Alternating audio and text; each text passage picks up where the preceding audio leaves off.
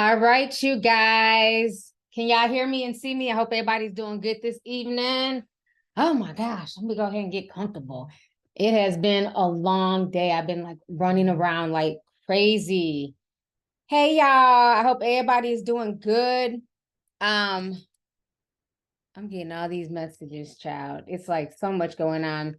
So, anyways, okay, let me start get it off my chest. So this morning I got up. I have been having issues getting my pain meds. There's something going on for a lot of y'all who don't know. There's a lot of things going on with the pharmacy world. A lot of medication there's a shortage. There's a shortage on a lot of medication around the country. And so last month when I went to try and get my medicine, I literally had to like run from place to place. And then they finally had it about 20 minutes from me. And then that pharmacist was like, yeah, I don't know if you'll be able to get this next month. And I'm like, this is my pain meds. I get a refill once a month. You know what I'm saying? Getting a refill once a month for like the past 5 years. And so they're like, it's no, I haven't seen the movie Painkiller. Is it spilling tea with the pain medication epidemic? Because there's like, it's just hard to get it. So this morning when I woke up, I was like, okay, I had to figure out what's going on before like the due date for my refill. And so I called my regular pharmacist and they were like, we still don't have it. I said, are there any other Walmarts? They checked the system. There was one like in Andover. I'm like, where is that at? They're like, it's 50 minutes away. I'm not driving an hour for some meds. So then he was like, you might have to try other pharmacies. I called CVS. They only had, I need a full bottle. They only had a half bottle. So that wasn't going to work. They told me to try a few other CVS's. None of them had it. Finally got a hold of Walgreens in my neighborhood. They didn't have it. So I was like, can you check another Walgreens? They checked. They said there was one about 20 minutes from me and that they would have it. So I called that Walgreens and I talked to the pharmacist there. And I'm like, what is going on? Because I've been having issues the last 2 months getting my pain meds. This is medicine that I'm grandfathered into. As most of y'all know, it's very hard for me to take pills. I had to take my pain meds in a liquid form, which is very hard to get. You can't even get it prescribed to you anymore because of all the junkies who made, taking lean and all this nonsense cool. So I can't even, like, you couldn't even probably get it if you ask your doctor. They don't even prescribe it. But because I'm grandfathered in and I don't abuse my medication, they have to have it for me. But now it's getting more and more scarce. So the Walgreens pharmacy tech that I talked to, she was like, yeah, we have it in stock. I said, well, have you been having an issue with shortages? She said it hasn't hit their Walgreens yet, fingers crossed. So she was like, just have your doctor move your prescription here and hopefully we can keep filling it. So I called my doctor's office and so he got it moved over. So yeah, there's a lot going on. From what some of the pharmacists was telling me, when the fires were happening in North Carolina, I think one of like the manufacturers that manufactures a lot of different medications, one of the manufacturing companies were burnt down. So that's had an effect on it. Plus a lot of our medicines also get made overseas in China. And with everything that's going on with them constantly having floods, that's also affecting it. So anyways, long story short, I was able to get my meds, thank God. And then I was just getting a lot of stuff done. And so I'm doing my first like hosting at my house. I'm part of this women's group. My CPA hooked me up with this group. It's a group that she put together of like-minded, well-to-do women who have themselves together, who want to be around other like-minded women and network and stuff like that. So I've been going to these meetings. We started about 4 months ago. So every person has hosted it at their house. And usually it's about 10 to 12 women. And they're, a few of them, I think most of them are older than me, but I have learned so much from them. And most of them are white women, but they're really, really cool.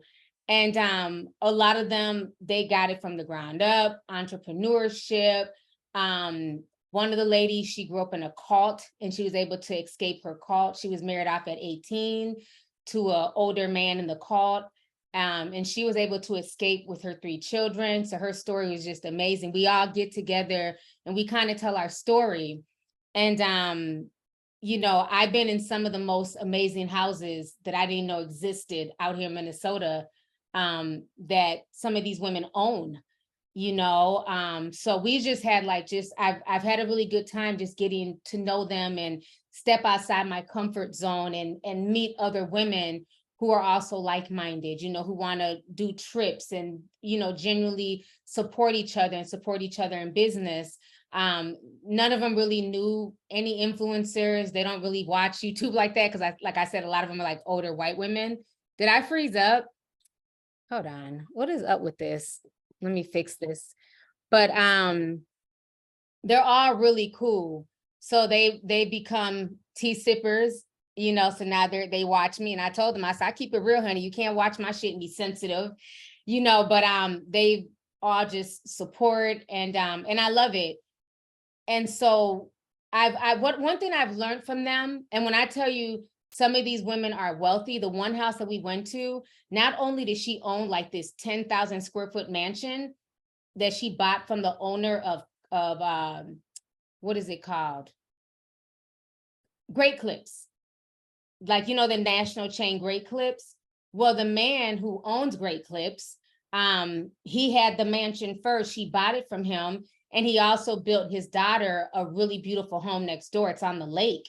Well, when the daughter got grown enough, she wants to leave Minnesota, they bought that house too. Yes, honey, long money. So not only does she own this mansion, she owns a house next door, and she uses the house next door for retreats, like an Airbnb. If you want to have like retreats, the house is on a lake, there's boats, there's sand.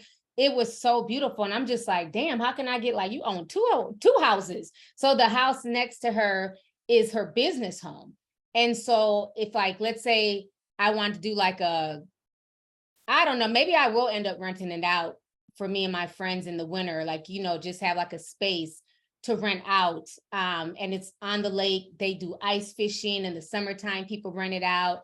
So she's really turned into like a business. And it's just been, yeah, sipping spas, all that stuff. It's just beautiful. And their energy was just so nice. And everybody has just been really accommodating. I think what I really like about this women's group is that, you know, so many times we have preconceived notions of each other, you know, based on just being women, based on different races and things like that. But what I learned is at the end of the day, we're all women. We're all still trying to figure out life. None of us have the answers. You know, some of them worked for years for companies. You know, the one lady was like a nurse for years, and she decided to step out on faith and start her own company. And now it's like a multi-million-dollar business. And so it's just really dope to like be around all these like-minded women. Another thing I've learned, which I've always known, is that one thing I liked when I came into this group, everybody just looks like regular. There's not nobody with big breast implants, nobody with like a beat face, BBL, like they're just regular women. You wouldn't even know that these women have what they have. And they are the true definition of wealth whispers. Because these are probably women I walk by every day at Walmart and wouldn't think they had a penny to rub together. And they are literally sitting in mansions. So, and yeah, silent luxury, like, you know, so I don't feel like I have to come in, you know, in a Versace gown and, you know, drip down from head to toe. Everybody's just wearing, I don't know, J. Crew and JC Penney clothes and flip flops, and, you know, and they might have like their little handbag, but that's really about it. You couldn't tell anything. So I just love that. The one lady's house was just gorgeous. It was like 12,000 square foot. Her and her husband built it. It took them 3 years to build. They have a pool, just gorgeous homes, you know, and we just really been able to just encourage each other, and just they talk about everything, you know, how to deal with blended families. You know, one of them is a stepmother to teenagers, and they don't show her a lot of respect. And so sometimes you think people's situations, they're living in this beautiful home, you know, but the kids are not respecting her. So she wanted advice. You know, some of the women are divorced. Many of them have been married for years. So we just kind of give each other advice, you know, co-parenting, things like that. So it's really dope. And I'm glad to be a part of this group. So come Wednesday, I'm hosting it here at my house. So it's my turn. So it's going to be about 15 of the women coming here. So my cousin Tola is going to help me set up everything because I've never done like a brunch, and I want it to look nice. I want like like the decorative bowls and all that stuff. And Tola has all that stuff. So I went to her house and got some stuff. I went to JC Penney's, had a really good sale today. So I bought like some dishware from there. We're going to do muffins and fresh fruit, yogurt to make parfaits, and I love my home. So I really wanted to feel like home to the ladies as well. So I'm excited to host like my first little, meeting here, and, just to introduce these women to like my space, to come into my home and see Black art that, I've created and put together, and, just to show like, hey, there's young Black women out here. We're also handling our business. What I'm saying? We're not all out here ratchet and acting crazy. So they're seeing, another side of the spectrum. So I'm glad I can be that person. So I'm super excited. So that is my get it off my chest. And then I'm going to be doing my housewarming party Labor Day weekend. So I'm excited to do that. It's going to be like a barbecue. We're going to go to the Minnesota State Fair. So I got a few things planned for my housewarming party as well. So I'm super excited about that. So Zizi said, how did I find this group? My CPA is honestly, she's a girl's girl. She's a wonderful woman, Miss Stacy. Me and her just vibed. From the time she met me, she just really liked me, and we just really vibed. And so she does my CPA. She helps me with my stocks and bonds, and just any financial questions that I have. And she also really helped me stop feeling, I guess, sometimes like in our community, sometimes with our families, sometimes people make you feel guilty for your blessings. You know what I'm saying? And, she's really instilled in me that, life is short. If you don't like something, change it. You've worked hard. There's nothing wrong with spending it. You save, but what do you want to spend some of your money on? And she really helped me figure out like my finances to do this second build. Do I have enough to build a second home, all the while I still have this home?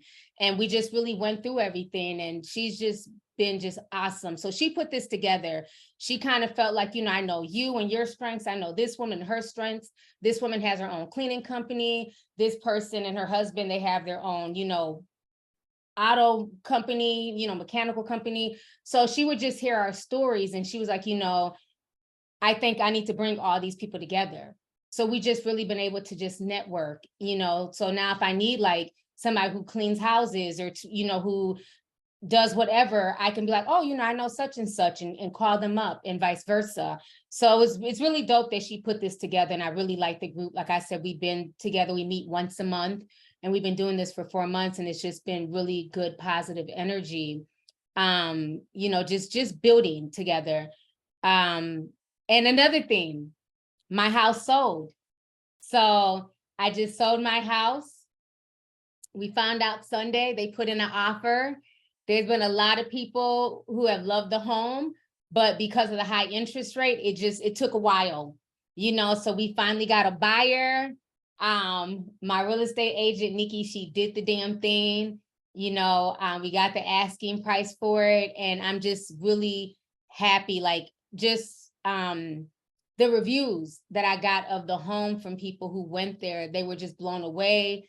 They loved the closet, the gym, just everything I put into it. It just really encourages me more. Like I really could do this. I could really turn like being a custom home builder and knowing what goes into it as some type of business. Like I've learned so much the past 4 years in building 2 homes. So it just feels so great that I was able to build something that somebody really loved, and they don't have to put any work into it. Like literally everything's there for them. So they move in next month, and I'm just excited, so that's one chapter closed, because it is hard keeping up with 2 mortgages and, making sure the lawn is taken care of and the electricity bill. So I only had to pay the extra mortgage, twice.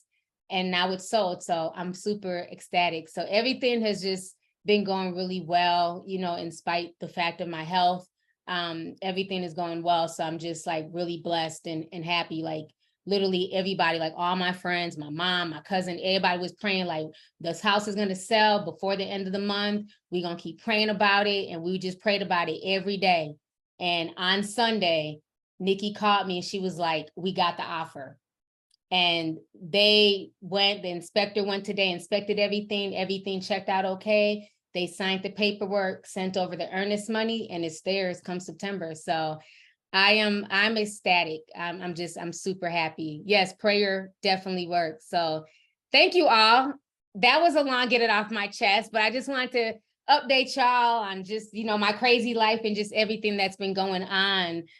You know, so that's why I said I don't have the energy or the time to deal with weirdos on the internet who want me thrown in jail and, you know, sued and stupid shit like that. Like I'm really focusing on real stuff in my real life, positive stuff, networking, making real moves. So again, you know, I just want to encourage y'all, don't let, you know, the social media stuff deter you. Don't look at social media and feel like, oh, well, my life is not there or my life is not there. Focus off of social media. Focus on your goals. Focus on what you want to do, what you want to get done. The power of prayer is real and it will come to fruition. So yes, I just can't wait to just show y'all. And I've been shooting little videos and stuff of just me decorating and just little things I'm doing around the house. I can, you know, show y'all, I guess, some content. I don't even know how to shoot it, but I'm just filming little things and I'll put it together eventually. But yeah, so if y'all want to talk, feel free to raise your hand. I'm done. Got off my chest. All right, let's go ahead and start with Ari98. Go ahead and unmute your microphone. Can you hear me? Yes, ma'am, I can hear you. How are you? I'm good. Happy belated birthday. Thank you, love. Appreciate it. So I just wanna announce I'm gonna start as good. I just got a new job offer for the grade that I always wanted to teach is pre-K. I'm Okay. super excited. Congratulations. Thank you. The job, I'm not sure if you remember, you told me to stand up for myself, so of course I did. And I feel like because I started standing up for myself, I rub a lot of people the wrong way, which I don't care. Right. And it's got to the point, the last straw was me and a parent got into it, and it slipped out of my mind. I told her to get the F out of my classroom. And of course I got a strike from it. And I did not mean to say that, but let me start in the beginning. The child, he has some behavior issues, behavior that we still want to work on. But some weird reason, the father, not the mother, but the father had a huge problem with me, which, you know, I genuinely don't know why. I try to, you know, talk to him, trying to build a relationship with, you know, with the families to, you know, build like co-working, this thing to see, you know, how can we work, how the child would do at home, what can we enforce in classroom. And one day the child just, you know, he just started biting. So of course, by our, you know, company process, I'm so sorry. By our doing our job, we had to document it. So of course I documented, and the next thing you know, he called me lazy. He started going in, uh, auntie, like he just went in, and I just like, okay, get the F out of my classroom before I escort you out of my classroom. He was And going in because he felt like you were being unfair to his child, who's a disruption. yeah, not only that, it's because he felt like there's a miscommunication. And I was confused of what he meant by that, because when I tried to communicate with him and talk to him, he had a huge attitude. Like it was just really weird. So when I told my manager, of course they removed the child out of my classroom. I could care less, but I think the father's trial was that, and then not getting the same respect with my coworkers. I have a bachelor's degree. I'm not saying I'm better or anything, but I feel like I deserve some more respect, just like I'm giving more respect towards my colleagues. So I was just praying, and then next you know, this principal had texted me. He found my resume in Indeed, and we did an interview, and I got the job. So I'm just so happy about that. That's all I wanted to say. I just want to say thank you so much for Amen. your advice, and I'm just happy right now. I'm just glad that God just opened the door, and I'm just like, okay, I'm going to take for it. Amen. And I'm so happy for you. And I'm glad that you stood up for yourself, regardless if you didn't mean it to come out that way. I think that was you probably cussed them because of all the frustration you had been feeling. It wasn't even so much that parent, it was just everything you had gone through with that job. But Yeah, that once a window closes, a door opens and you walk through that door. So congratulations on the job. Thank you so much, and I hope you have a wonderful night. I'm in Michigan, so it's like 9 o'clock here. Okay. Well, thank you for calling in, sis. Thank you. Bye. Bye. That is awesome. I was reading some of the chats, and people were saying that one of the manufacturers went bankrupt, as far as like the pharmaceuticals are concerned. So yeah, so the shortage is real. So if you need medicine that you gotta take to live, call and see how many, what I mean, like how far ahead you can probably get your prescription. And, is there a shortage on your particular medication? Because the shortage is real. Like for like the past 3 months, I've been running around Minnesota just trying to get my meds. So let me go ahead and bring on Vix. Go ahead and unmute your microphone. Hey, can you hear me? I can hear you. How are you? I am so good. I wanted to come and also bring some good news. First of all, congratulations on your house sale, and congratulations on finding a group of like-minded women to help you elevate. I think that is so beautiful. As yourself, you are an elevator for people like me. Like, you motivate me so much. So I'm so happy to hear that you're surrounding yourself with people who can also uplift your spirit. Thank you so much. Oh, you're welcome. So the good news I wanted to share was, I don't know if you remember, but back during the COVID pandemic, the height of it, I would come and share with you about some of the struggles that we had in the hospitals. I'm a registered nurse. Well, now a couple of more years later, I have started my first business. And I have you to thank for that, as well as some other motivators like my grandmother, but powerful women in my life who has convinced me, I guess I'm too smart to struggle at the bedside. So I started my own business. I'm starting a training academy to teach health safety, to teach CPR, which we so need with all of these athletes, these children dying, during their practice. So this is coming. I couldn't imagine it coming at a much more needed time. So I'm starting a CPR academy. I'm starting some training for healthcare associates, like radiology tests for nurses, helping them pass their boards, and just really trying to pour myself out to the next generation. I have a meeting. I have a meeting this upcoming week with it's a federally appointed officer for federal contracts. I've had Air Force bases who are training their medics, their soldiers into nurses. They have reached out to me and asked me to come and be like their coordinator for training. And so I officially got a federal contract ID, and I am talking to an officer for the first time this week to get that process started and to bid on my contracts. So I wanted to just, yes. And so I wanted to tell you, 2 years ago, I nearly cried on your stream. I nearly cried on the Zoom meetings because of the struggles we were going through in COVID as a nurse. And now it's just like, look at God. Like, 2 years later, I would have never imagined I'd be starting my own training academy, my own business. And I'm so nervous.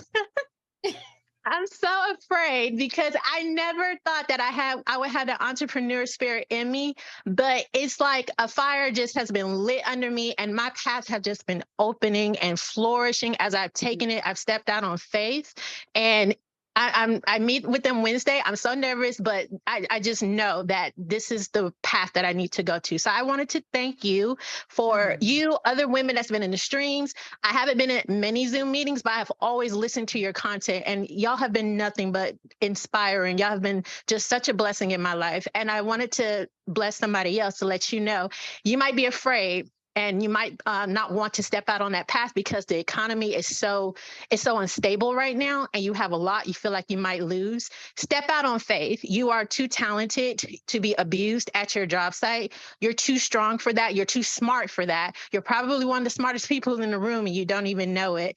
And whatever your dreams are, go for them. I'm an educator at heart. And so I really feel like teaching is what I was meant to do, but circumstances sort of swerved me away from it. But I feel like now I'm going into a pathway that I genuinely, truly love, that is in something that I'm really good at. And I'm going to try to monetize my dream and make it to where, I don't feel like I'm suffering and struggling anymore. So just hopefully, just continue to stay blessed. For anyone who's doubting yourself, don't. It's okay to be nervous, but have that faith in yourself because God is with you. God is with you. I would never imagine these opportunities for me 2 years ago, but they're here now. So I Amen. just wanted to say that. Thank you so much, and continue to be a light for others, please. I definitely will. And congratulations once again. And thank you for just calling in and saying that, because sometimes we need to hear that. We don't know who's struggling, who might be doubting themselves, who may be at that crossroads. And the fact that you're able to take, a cross between teaching and nursing and turn that into a viable business, that's a blessing. We need people who are out there teaching, like you said, with these, every time I hear about an athlete dying on the court, like that shit just, it breaks me down. As a sports mom, my kid plays basketball. It's scary. And you have a lot of people, they don't know what to do. They don't know how to give CPR. They don't know how to resuscitate. So I'm really glad that you're doing this. That is amazing. So thank you for calling in, Vix. All right, let me go ahead and bring on Malik VR. Go ahead and unmute your microphone. Hello. Hey, Malik. Hey, how are you today? I'm doing good. How about you? I'm good. It's Leo season.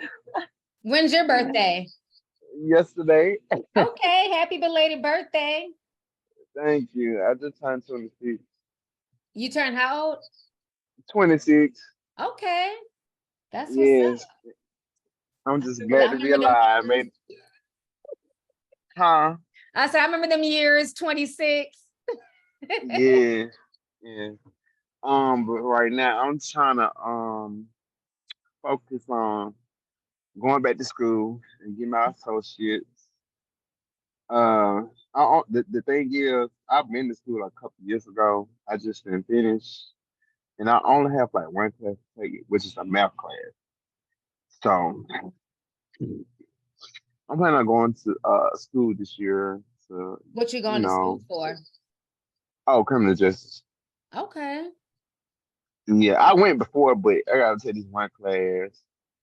So I pretty much took all the classes I needed to take, but I didn't pass my little math class a couple years ago. But I decided to go ahead and just go ahead and, get that over with and have that under my belt. But besides that, I'm planning on getting a certification. Your phone went out. You said besides that, what? I'm trying to get a certification. Okay. Okay, I don't know exactly what I want to do it in, but I'm just trying to basically elevate and just figure out my life exactly on what I want to do because I did have an idea a few years ago what I wanted to do, but I ain't gonna lie, it changed. Especially, I had a lot going on too personally. But besides that, I will say I have to get this off my chest because um I remember when you the COVID situation in 2020, I remember watching your videos and stuff. So I was just watching it, and you was talking about what was going on in this, all the stuff that was going on during that time. And then It's right before I moved in my first apartment. That was like a while ago. I was like 22 at the time, I think. Anyways, and when you said what you said on your live stream, I was just like, I was so amazed. Like, cause like when I first watched, I watched you years ago, but when I seen your video, I never knew you was doing the serious topic. I just saw you do your celeb stuff. So I didn't know if I was gonna keep watching you or whatever. I'm just like, I like the, and I like the little celebrity gossip and shit. I be nosy, watching watching this stuff. And then there's a few things I didn't like, but besides that, I'm still gonna subscribe because you know what, everybody got a different opinion. And I'm not gonna like what everybody got to say. So I Mm. kept watching you. Then ever since 2020, I've been stuck for real. I said I gotta watch T every day, and then for real, and then like you helped me get through work and stuff. Cause like a lot of times I work overnight, so it's just like when you doing interview, I supposed to be at work today, but I took off. But if I was at work today, I wouldn't be able to be in the Zoom meeting today. Hmm. It's rare for me to be able to actually get to talk to you. But I did talk to you like a couple other times and Yeah. stuff like that. But I was just like, I appreciate your hard work, and I'm looking forward to your next deep dive. I love deep dive, especially the last one about the yoga situation, because like the yoga thing, I didn't, I don't know, I ain't look too deep into all that, like at all. Like, And did you hear that Magoo died today? And he was no, that song, that yoga, the song I did was Timbaland Magoo's song. He died today. I said, that's crazy because I just used that song in the deep dive. that is crazy. Mm-hmm. Yep. That's one of my favorite songs by Magoo and Timbaland. Mm, It just shows I life never is heard short. that. Mm-hmm. But I've been asleep all day because like I'm still on my overnight schedule sleep, whatever. So I've still been asleep all day. So that's probably why I ain't seen it. But I literally just woke up by about 6 o'clock Mm-hmm. this afternoon. So that's probably why I ain't see it. But I'm trying to say one more thing. I don't know if my time running out or not. But what else I was gonna say? Um, what's going on? I'm trying to think. I have so much on my mind, okay. But oh my god, I hate that you're call me this quick though. Okay, but let's see, trying to think. Marquis done turned on the camera. Okay, let me say this. Oh, I do have to say one thing. Okay, about the UFO situation. Uh-huh. Like, I don't know if I'm supposed to believe it or not, but the fact that the government, I mean, they've been talking about it for a minute, but they talk about more and more, and I don't know if it's either distraction or the truth or whatever it I'm is, starting to but I think it's a will say distraction. I do, but I will say even like I do read the Bible and it do talk about like it would be signs and the stars, suns, and moons, and sky and all that, but it do talk about lying wonders and stuff. So it's just like I don't know, like, but I will say I do feel like it's a little truth to it, like Mhm. because we do hear about uh fallen beings coming to the planet. Even in the days of Noah, they came to the planet to make the women and have these the Nephilim or whatever they call them. But people do have different interpretation on what that means. That's another thing. I will say I done heard so many different doctrines, which at the same time you gotta understand like it's a lot of deception going on at the same time. But other than that, how I feel about it, I don't know. I haven't seen no damn UFO. I just seen it on video. So for me, it's just like I take it as a grain of salt. Okay. That's how I just take it. Well, I appreciate you calling in, Malik, and good luck with everything with school. And definitely, if you're Oh, still thank you. having issues with math, make sure you look into getting tutoring. Yes, like, and I was good at math, but I ain't gonna lie, that calculus ain't no joke. Mm-hmm. But I'm gonna just leave it at that. I appreciate it. Hopefully next time I'll be able to come to the next meeting and have it together. Definitely, definitely. Well, thank you so much for calling in. It was good talking to you tonight. All right, thank you. Okay, bye. Bye. Yeah, that tutoring, there's lots of people willing to tutor and some people are willing to do it for free as well. So if you guys are having any struggles in any classes with college, definitely look at getting with tutors as well. I think the alien thing is a distraction. Yeah, I do believe that they're fallen angels and beings, but the fact that now they want to admit it years later when everybody has been talking about like the whole alien thing really reached its peak in the 90s, and all those people were dismissed as being crazy. So now that the government's coming out with like all this new proof, I just feel like it's a bait and switch. They're only talking about it. I'm more interested in how that fire started in Hawaii. I'm more interested in what's going on with Niger. So I feel like it's a distraction, to keep us distracted from like the real news. So let me go ahead and bring on Yeen. Go ahead and unmute your microphone.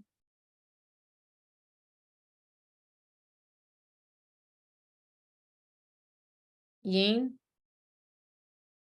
Okay, she Oh, must are you ready? yeah, my bad. I'm looking for the mic option. Give me Oh, 2 seconds. no problem. Unmute yourself again. Okay, can you hear me now? Yep, we can hear you. Okay. Hey. Hi, how are you? I'm good. How y'all doing? Good. That's awesome. I would be on camera, but it's been like a long day and I look crazy right now. No, But you're I've been watching your videos for years. This is my first time speaking in here, and I missed a few meetings or whatever, but I guess this was a day for me to come in. I hate to bring the mood down just a little bit, but I've been going through some stuff. Like, so I run my own business. I'm a cosmetologist, well, hairstylist or whatever you want to call it. Mhm. And so I've been doing that on my own for about 2 years. Off and on, I work like a full-time or a part-time job on the side. I mean, on the part-time job on the side. Because sometimes, business gets slow, especially since it's not, like my friend tells me, it's not an essential business. So, it's iffy sometimes or whatever the case may be. But long story short, I had issues with my car like a few months ago and I couldn't find any parts to fix it. So I just kind of traded it in and got a new, well, I didn't trade it in, but that doesn't matter. Long story short, I had to get another car. And so my mother offered to co-sign for me. I didn't want her to do that. And I was going to figure stuff out on my own. But she kept like, oh, I'm going to do it. I'm going to do it. I'm going to do it. So they ended up doing that for me. But now that's created a whole issue to where, I mean, I understand you're the co-signer, but she stalks like the website and she pays attention to like the payments. Like I could literally be like, it'll be the day of the payment and it's like 10 o'clock in the morning. She's texting my phone like, did you make the payment yet? And I'm like, you see that I didn't because you're looking directly at the website. And so it turns into a whole thing. I'm having like technical issues with the car or something. But long story short, I ran into some hard times and I missed July's payment. And so August just came up for it to be due. And so I was literally on the phone with my friend this morning on my way home from work. And I was talking about how I was gonna make the July car payment and then take my car to the mechanic and August was gonna be paid by next week or something like that. I get home, I fall asleep because I'm like super tired. I haven't slept in like 2, 3 days really. And I just hear banging on my door after like an hour. And so I'm thinking it's like construction outside, but it's like someone just like banging on my door. I open the door, it's my mama, and she like storms in, like pushes me out the way and started yelling, like, pay the car note, pay the car note. And I'm like, I just woke up, what's going on? And she was like yelling at me and screaming about how much money was owed on the car note. And I'm telling her to calm down, like I was literally getting ready to pay it. I just woke up, like, why are you banging on my door? And it turned into a whole thing. She started causing a scene, and I told her she needed to leave my apartment because, like, what if somebody called the police on us? And so she told me she was going to call the police on me and say that I stole her car.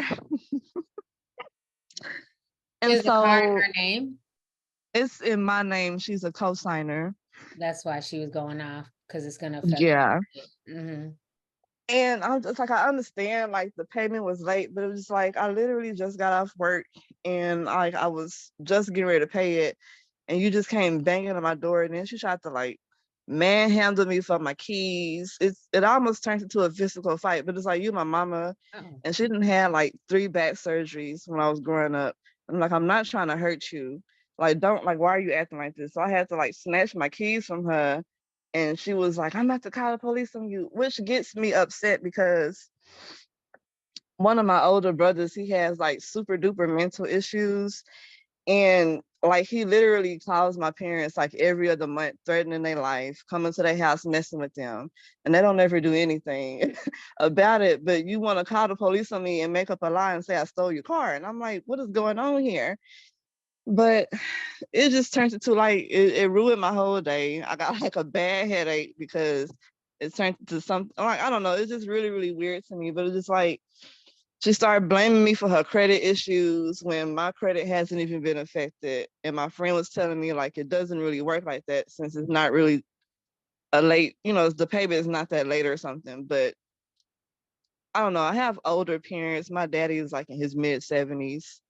And my mom, she's like 60 something. I can't remember. She a few years younger than him. But it's like they're super old school when it comes to certain things. But then on top of their problem is sometimes, well, a lot of families, we all talk, you know how it go. You do a little gossip and everybody talk, oh, did you hear about such and such or whatever?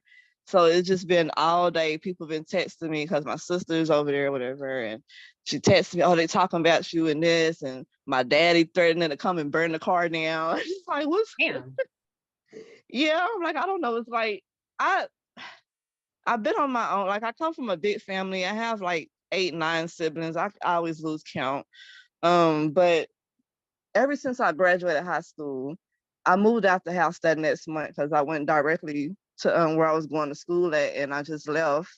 And ever since I had my first job at 16, like I don't ask them for anything.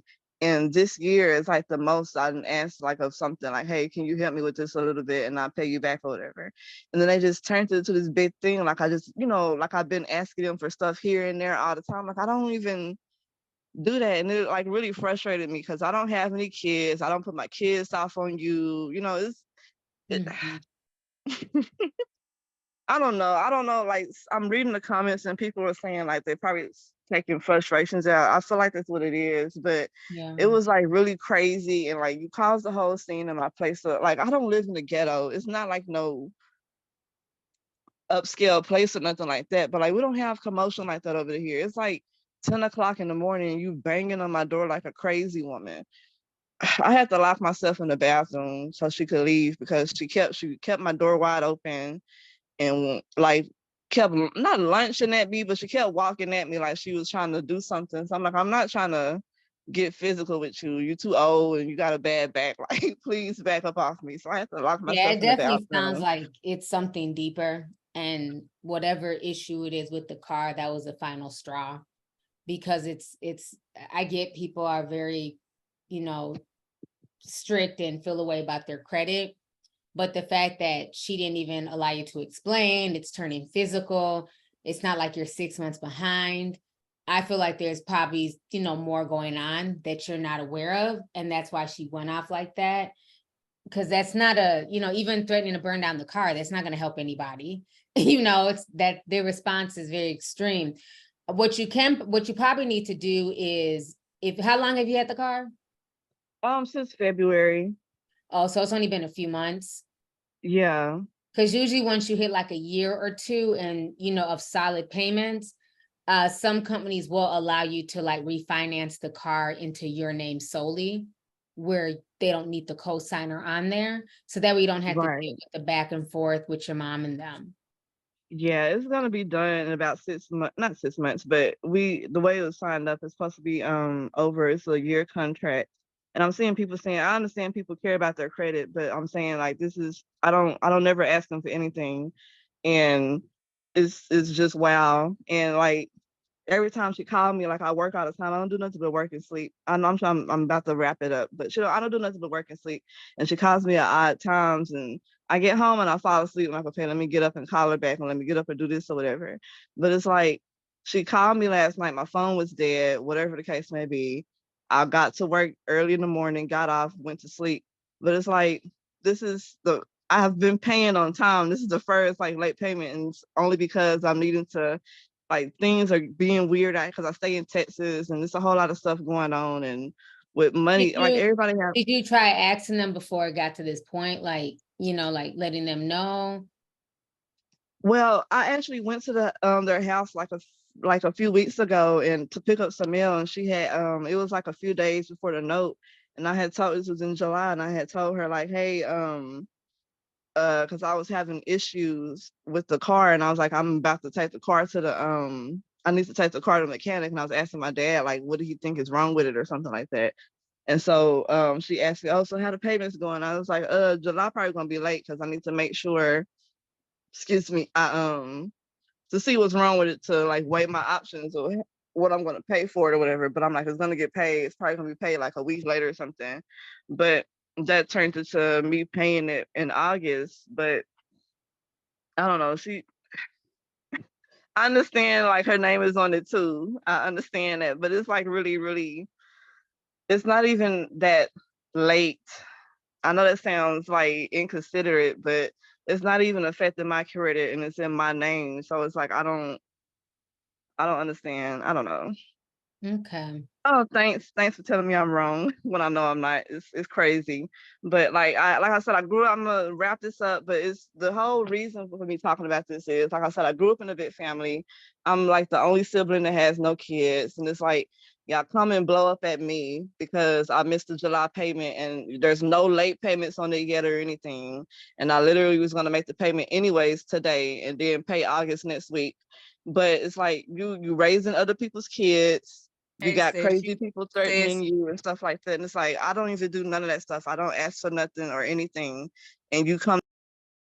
All right. It's past the 5-minute mark. We have a lot of hands up, but good luck with everything, Yeen. Thank you for calling in. I hope everything works out with you and your parents.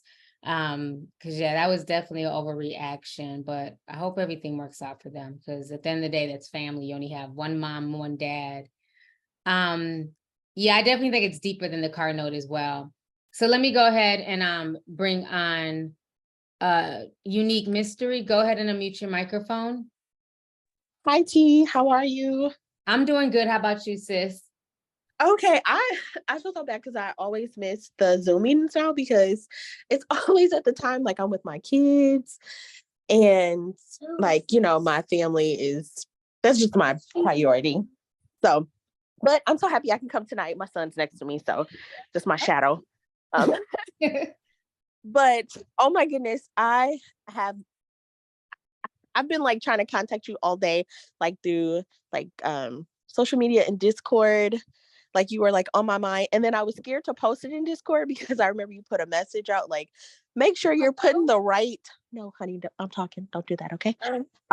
Make sure you put the right topics in the right groups. So then I was like, oh, I'm a little nervous. But I just want to inform you, do you remember you talked about that Texas teen, the Black student who shot the boy after the fight?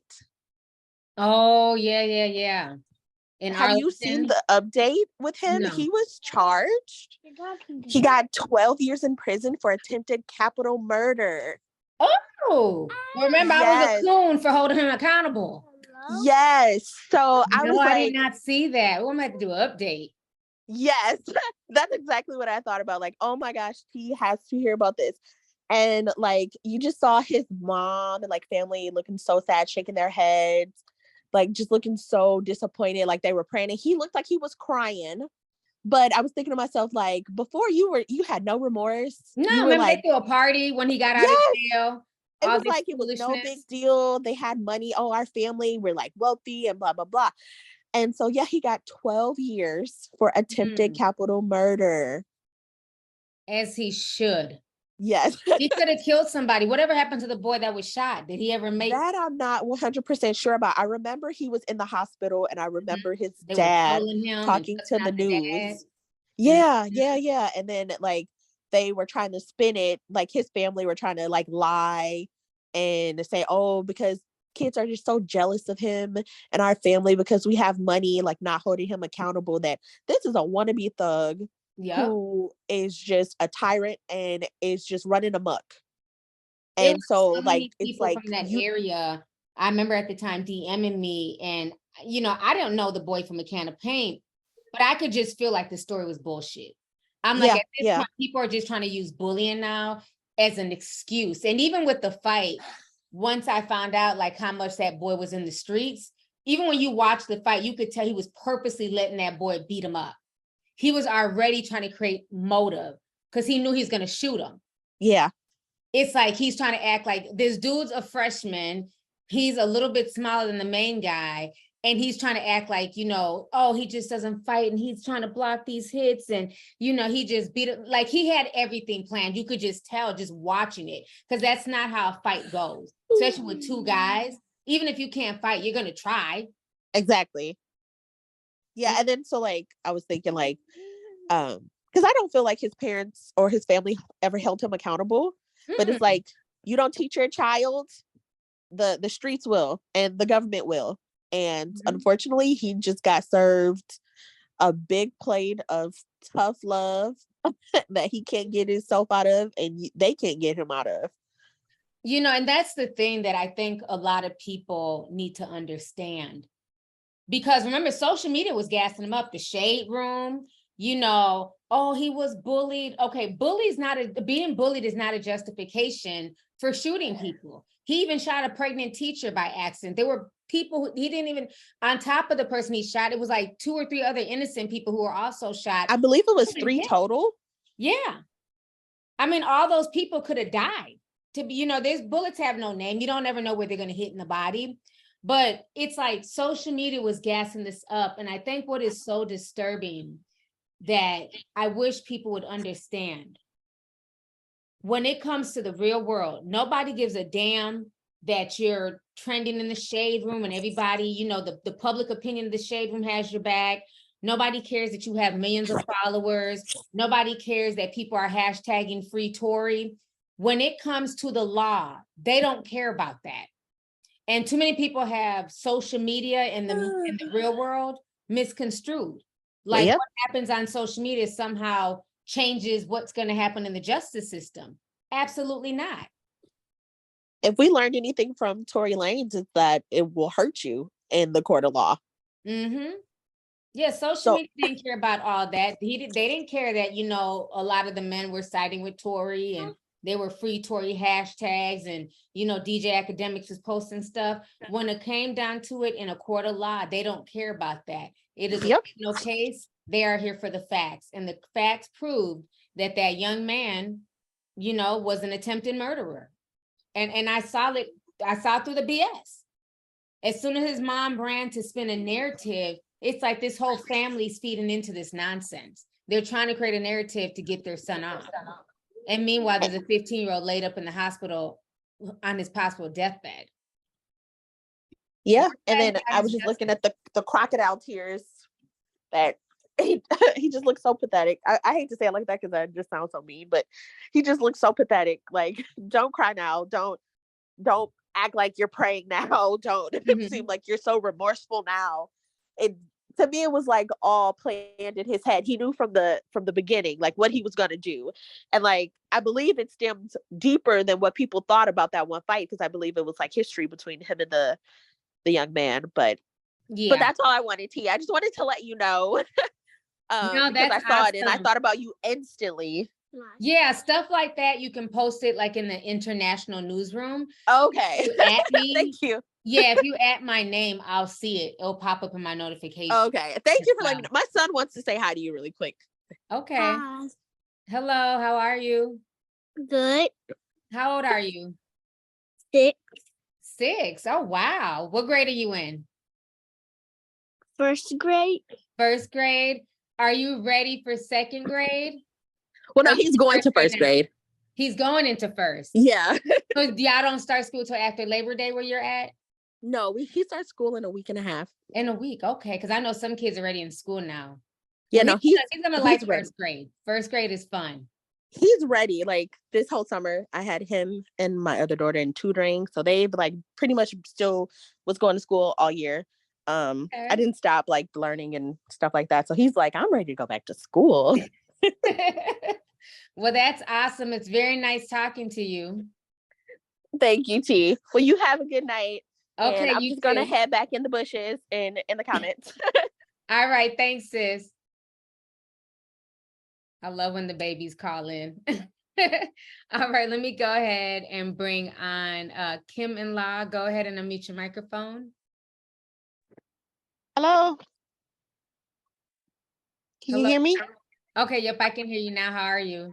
I'm good. Number one, I have type 2 diabetes, so I'm going through the same thing with my medications. Oh, wow. My insurance, they also made me stop getting it monthly. They make me get them in 3-month batches.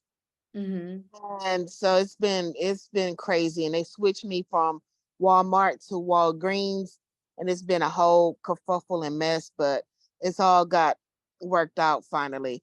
But for everybody in your chat that have school loans, one of the major lawsuits got tossed out today, and all of the student loan repayments and all of those promises that were put on hold are going in like this week and next week. So on there's Reddit.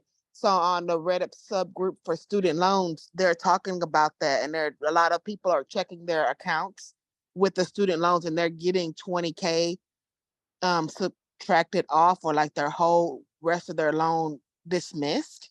So if you give me just a second. So basically Mohila, that lawsuit was canceled, and this is, I think, TRO. Um, it was kicked off, and so the 20K forgiveness has been reinstated based off of standing, because the plaintiff did not have standing grounds. So that was some really good news that I had today. So because I have a lot of a lot of student loans. I had to live off of my student loans for a while due to layoffs and everything. But I also But I'm just wanted, confused. So is the lawsuit being tossed out, or are they gonna? yeah, it So already has been. Today they tossed it. so they're not gonna pay people student loan. There's no student loan forgiveness. Is that what you're saying? So the student loan forgiveness is back on, because that Oh, lawsuit, yeah, the lawsuit was stopping the student loan forgiveness, saying they were being injured by those student loan forgiveness plans, but they cannot detect that is injury, and that the courts can rectify the thing. Hold on just a second. What injury? Did they break Yeah, this man Joe's knee? Like, what injury are they talking yeah, about? so here's how the lawsuit breaks down. Standing. Are you the right person or persons to bring this claim? Jurisdiction. Is this the right court to hear this claim? And neither one of those could be determined. So that was 2 strikes against the plaintiff. And now they're saying, in general, the concept is there must be an actual injury to you, specifically an injury. The harm must be caused in some way by the behavior of at issue in the lawsuit. That's called causation. And the harm can be fixed, redressed by the court. So that's the 1, 2, and 3 of all lawsuits. So they're saying, like, we can't find an injury. We don't see the causation where the federal government has done something to cause the injury, and we can't fix it here in the court, so it can't be redressed. So they tossed it. So now the student loans forgiveness is back on, and people are already saying, like, my loan is gone. I don't have to pay anything this year. Yay. So because they're coming back like October. Okay, that's what we were saying, that it was gonna come back. Yeah. You mind? So when it was gonna come back in October, then you guys would have to start paying again? Because it's been on Yes. pause? Okay. Yes. So some of your loans, they were not on pause if they were not federally granted. So let's say you had like private loans, you still have to pay them. But when they came from the US government, they were put on pause. And I forgot who it was. It's like 3 or 4 companies. They're like, we're not getting our money. The interest is on pause. Everything's on pause, and we're losing money as a business. And so because Joe Biden then said we're out of the COVID emergency, that started the student loans again. So you have to do your federal student loans. So I have 2 small loans that are kind of private that I had to pay them. And now the whole kit and caboodle is due starting in October. But I'm hoping less of that will be due because they said I could get $20K subtracted because I have over 100,000. What did you go to school for? Accounting. Oh, wow. Yeah. I have my MBA and everything. It was just a run of circumstances. Like I needed the student loan literally to pay the bills because I was, you would get laid off. And so you would have unemployment for like 3 months and then the student loan would kick in and you're like, oh, thank God. And then you would finally get a job and things would even out. So, but yeah, I needed to live on them or if I really would not have been taking out the full amount. Okay. Yeah. But yeah, that is. Can you post that in the chat? Some people are asking for the link and stuff so they can read up on it. Sure. But the other thing is like of the distractions for everything.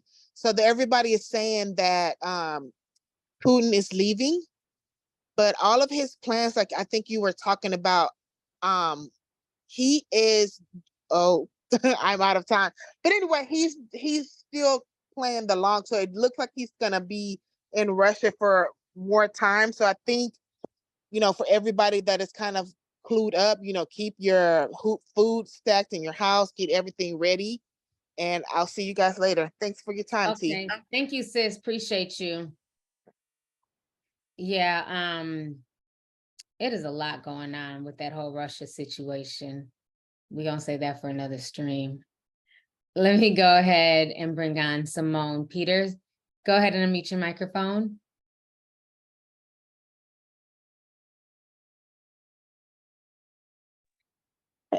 Hello, can you hear me? Yep, we can hear you. How are you? Hey girl, hey. Hey. How y'all doing? Good, hanging in there. Good. It's been a while since I've been on, y'all, but everything's been good. I did, just to give y'all an update, I did quit my second job. Oh, And congrats. yeah, so life is kind of leveling out. Things are back to normal. Good. And remember, I had 2 interviews for 2 really great opportunities. Neither of them panned out, but God is so amazing. I have been using the time because I work 3/12s now. I have been using the extra time to literally just see God and pray. So I take 1 day every week and I literally just drive to my church and I just lay out on the altar at my church for hours and I just pray and I'm like, okay, God, I see now why you didn't allow me to get any of the other jobs because the intimate time I've been able to spend with God has been mind blowing. And so my spirit is on another level. I was I haven't talked much about my life and the things that I go through. Like I deal with a lot of depression. So it has really helped because I'm fighting that battle every day. It's like I'm fighting for my life. So when I'm able to spend 6, 8, 4 hours on the altar just in prayer, it literally regulates my mind. So I don't know if that makes sense, but it really does. And so I've been in this amazing place spiritually. And so I have been praying, and this is why I wanted to come on. I have been praying because at the end of the year, I tend to ask God, okay, what would you have me focus on for 2024? And so last week when I was on the altar in prayer, I just heard one word in my spirit for 2024, purpose. Like purpose. And so when you guys, the next day you dropped a video, you were talking about walking in my purpose. I was like, okay, God, that is you. The very next day you dropped that video. Oh, that and you is were crazy. Me in the pink dress, walking in my purpose. Yes, and that is exactly what you said. People are shaken by your demons. And listen, before Marquis get me for time, I'm gonna tell you what I wrote down because I have been praying for you. Thank I you. pray for everybody, but I'm gonna tell you exactly what I heard in the spirit for you. Okay. 2024 is the year that you go to new levels. You need to pray for a triple portion of discernment, not a double portion, but a triple portion. People and opportunities will come in disguise, but some of the people and opportunities will be counterfeits. Remember this word when you're making important decisions and pray. As a result, the enemy is going to attempt to attack you in your body specifically. So you need to guard your spirit heavily and with all diligence in 2024. And so I don't know who else that applies to. I don't know who else needed to hear that. If you guys have pen and paper, I want you, because I believe if you're going to share a word, you need to give context. Isaiah chapter 53, all of it. Philippians 3, 10 through 14, Jeremiah 29, 11 through 14. So Can you look up write that those in the scriptures. chat too, so I can copy and Sure. paste? Absolutely. And T, I want you to read that, study that, you guys hide that word in your heart. And when situations come up at the end of this year and going into 2024, remember, God said 2024 is about purpose. So we are going to be distracted, but we cannot allow the enemy to distract us. And we are going to encounter a lot of counterfeits, but we need a triple portion of discernment in order to be able to decipher. So I'm going to drop that. I'm going to pray quickly and I'm going to get on out of here. Thank you. Let's do it, y'all. Let's do it. Father God, we come humbly yet boldly before your throne of grace on today, Father God. God, I thank you for allowing us to roll out of bed in our right minds with being able to use all of our limbs on today. Father God, I don't know every need in this room. I don't know what every person is looking to you for, Father God, but you know every need. And God, I ask you that you meet every person in this room at their point of need. God, I thank you that you are an omnipotent God, Lord God. You are all powerful. You are all knowing. You are all omniscient. And on account of that, God, we just thank you. We thank you that you are Elohim, you're El Shaddai, you are Lord, you are Jehovah Jireh, you are Jehovah Rapha. You provide, you heal, you keep. So I speak to sickness and infirmities and bodies right now in the name of Jesus. God, I thank you right now that the blood of Jesus covers all. So we thank you for the covering and the blood of Jesus. God, I ask that you will cover T, her sons, her immediate family, and everyone in this room from the crowns of their head to the soles of their feet. God, I thank you right now that your guardian angels are being encamped around us and protect us and are going out and coming in. Father God, as we come to the close of 2023 and go into 2024, I thank you that your spirit has already gone before us. Lord God, your word says that we have never seen the righteous forsaken, nor his seed begging bread. So on account of that word, I thank you that every need in this room is being met in Jesus' name. Father God, I thank you, Lord God, for just being God in every situation. I thank you that you are just powerful and mighty and all-knowing and all-present. And we just thank you for the grace that you are giving us to continue to walk out the end of this year and next year. Lord God, as we walk into purpose into 2024, I thank you that your word says that we should not put away our confidence, because after we have done the will of God, we will receive the reward. So based on your word, and I give it back to you, Father God. I give it back to you because you said your word is above your name. We thank you, Lord God, that you are shutting doors and windows that are not destined for us. And you're opening doors and windows of heaven that are going to bless us and open new opportunities for us. So God, we just magnify you. We glorify you. We lift you up. And I thank you for the destiny helpers, every person that is connected to our destiny that we do not know in this season. We thank you that you are now placing our names in the heavens, Father God, and you're connecting us to people in our destinies that we don't even know. But they're going to reach out to us and they're going to open doors and windows and they're going to bless us. And you are going to blow our minds in 2024. So we just thank you and we magnify you. We love you and we just bind our faith together and we believe you for everything that you are going to continue to do in our lives. It's in Jesus' matchless and wonderful name. Amen. Amen. Thank you so much, Miss Simone. We appreciate you. Thank you for always blessing us with a prayer and just a lot of food for thought. And please don't forget to put those scriptures in the chat as well. Yes, so thank ma'am. you. Thank you so Yes, much. I love y'all, and I'll be on the altar tomorrow, y'all. So I'll be praying. All right, we love you too.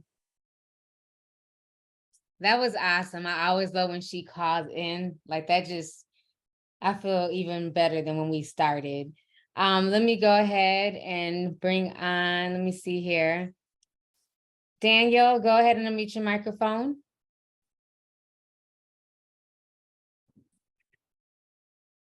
Hey T, can you hear me? I can, how are you? I'm doing good. It's good to be on I know we another ain't seen you Zoom in a chat with while. y'all. I know I've been missing the action. I've been missing. There's a lot been going on my end. But how have you been? How have you been? I'm doing good. I'm hanging in there. I had a lot I of, know you'll have to replay the stream back. I had kind of spoke about stuff at the beginning, but I'm doing good. Gotcha. Okay, gotcha. Yeah, I'm kind of late coming in, so yeah, it's cool. But I know this is a get it off your chest meeting. So it's what's been bothering me is this whole case with the here with Southern Regional Medical Center. I don't know if you heard about it or not, but it's a doctor by the name of Tracy St. Julian or something like that. She's been known for doing a lot of medical malpractice as an how do you say it, Is she the one obstetrician who or something? decapitated that baby? Yeah. Oh, that I can't even.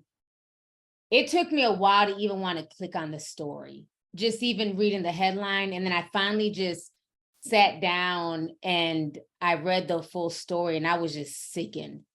The fact that they had to keep lying and did not take any responsibility. They just wanted the baby to be cremated and forgotten. And it was the funeral home that raised concerns like, this is not normal. This baby has a crushed skull and wow. Yeah, it was just crazy. Like, and it hits home because I don't know the mother of the child, but I know her aunt. So it's like, oh, just the child? Yeah, the aunt of the child. Yeah. Oh, so wow. It's like, man, it's for her to have that much that much experience. You got 27 years of experience. I looked her up and everything, and it's like she has a history of medical malpractice. And then somebody called her aunt and told her that she snatched the baby's arm off delivering the baby. So this is like her second time. Is this Dr. Black or white? Because I didn't even find that out. She's Black. She's Black. Wow. Yeah, and because my cousin was on the phone, talking to the aunt last night, and she just on the phone bawling. And I'm like, man. And when she told me that she got in trouble, she said that a female came to her and was like, yeah, my baby was had complications or whatever, and she pulled the baby arm off. Immediately, I thought she's a witch. Like, that's what I felt in my spirit. Like, I don't know if she's You said that sacrificing you or thought that she's a witch. Why did Ray just write in the chat? He said another sacrifice to Baal. Shake my head. I wish they didn't delete the YouTube channel. The guy talking about doctors who do this purposely. yes. Wow. Like I went down a rabbit hole after I heard that. I'm like, Lord, she's a witch. Like I just screamed, she's a witch. She has to be, because it's like I know coworkers, my ex coworkers. She said she had a miscarriage dealing with this lady, Are you dealing serious? with the same lady. Yes, it's insane. It's insane. But I say all that to say, just y'all, like if anybody's expecting, just pray over it. You know, the pray for the delivery of your kids, and you know what I'm saying, pray that God cover y'all. He gonna cover you anyway, but you know what I'm saying, he's definitely, not to get all spiritual or whatever, but it's an energy, it's the spirit that's after our kids. Like we got kids that are having heart attacks at the age of 17, 18, Right. There was dying. a leader. She just died at cheer camp. They were What? Karen, 16 years old, young little white girl, just That's fell over dead. crazy. I've never seen this many stories of teenagers just dying like this. Right. Heart It's issue. like, yeah, back in the day, we used to drink out the water hose, you know, make mud pies and not, we didn't used to get sick like this. But now it's like, it's a lot going on. We got aliens, we got all this different stuff, and that's a whole nother deception in and of itself. It's just, I feel like it's very ironic that they're pushing this in our face at this point in time, dealing with Russia and things like that. But yeah, that's all I want to say. I don't want to take up too much time. So Yeah, it's no, good thank talking you with you. for, yeah, thank you for calling in. It is a lot that's going on out here. We definitely have to stay prayed up. Somebody had posted this video in the Discord. It might be in the international newsroom, but it's a black male doctor. I don't know if y'all saw the video, and he is going in. He was like, sisters, if you don't ever listen to a black man, you need to listen to me. You better make sure when you guys go to these doctors and these hospitals, because they're killing our babies, you better make sure you have all the questions that you need answered. You better come in there with a partner. I don't care if it's your mom, your husband. And this was before the baby that was decapitated. I saw this video a few days, and then when I heard about the baby being decapitated, it made me think of that man's video. And then somebody was saying that he might have been fired because he was in his whole hospital uniform. I think I saw that. Yeah, he said the lady came in and they gave her an emergency C-section, and he said he could tell she was still having internal bleeding. And the doctor was saying, he was trying to tell the doctor, like, we need to stop her bleeding. And the doctor was like, well, give me a few minutes. I'm doing something else. What? You can die in a few minutes, bleeding internally like that. So it made him so mad that he jumped on TikTok and he just started going in. If y'all have the link, it's in Discord, because that's why I watched it. And then the very next day I heard about that baby being decapitated. It's I don't know. It's scary. It's very scary in this day and age. Yeah, it just triggered me. And the mother of the child had to have reconstructive surgery of her uterus, and because she pushed the baby back up inside of her, so she had to have reconstructive surgery. And then on top of that, and then I'm saying this last part and I'm leaving. I know it's a heavy topic, but she's had what started the whole thing as far as like the decapitation. She took scissors to cut the baby out. And they said the baby had an incision on the back of his neck. And then she started pulling the baby out. It's just insane, but yeah, it just definitely triggered me. But yeah, y'all pray over your kids, and you know what I'm saying? We gonna get through it. And I've been noticing too, when I think about like the last few people that I've known, like my cousin and a few others, they've all had C-sections. And it seems like everybody nowadays is having C-sections. And back, I haven't had a kid in 17 years, and I remember even with Tay, that was just a hard pregnancy. It was a hard labor. And I remember I was like, it was to the point where I was just so tired. And I was like, okay, I think I'm just ready for a C-section. They said, no, we're going to keep going. you're gonna have this, like they encourage you, you know what I'm saying? Like the C-section, Yeah. the very last thing, because I mean, I was just so exhausted. He said, nope, he's gonna come, just keep going. We're gonna keep pushing for like another 30 minutes. And literally within that 30 minutes, he ended up coming. You know what I'm saying? Oh, that's good. But it's like they were encouraging me to just keep pushing. You got this, you got Right. this. Have a Where natural like my birth. cousin, they ended up giving her a C-section. My other friend that had a baby like a year and a half ago, and she almost died. Like she had hyper, like I don't know, hypertension, hyperglycemia, something. It like her levels elevated. Then she had to go have an emergency C-section. And I've been noticing like a lot of people in this day and age that are having babies, they're having C-sections. It's like the doctors aren't patient. Yeah, it's like, yeah, that's like what you said with the other guy when he had his procedure or something like that. He was trying to tell the lady, like, look, I can tell you're still bleeding. And the other doctor said she couldn't do it. She's doing something. I was like, what? Like, what type of crap is that? So It's scary. It's so scary. It is very scary. Well, So, I'm sorry for your friend's family member. It took me a while to even want to honestly read that story. I was just sickened. Like, I don't even understand how you can not push, but pull a child that hard by their head. right. Like babies are so fragile. Like, what the heck? She was using no care at all. Impatient, but she has a history of this. So they're trying to bring charges up on her now. So I hope she gets what she deserves because she has a long history. I mean, there's so many people that has come out. If you could send me some links, I would love to like maybe look into that deeper, maybe do a video, blast her ass even more.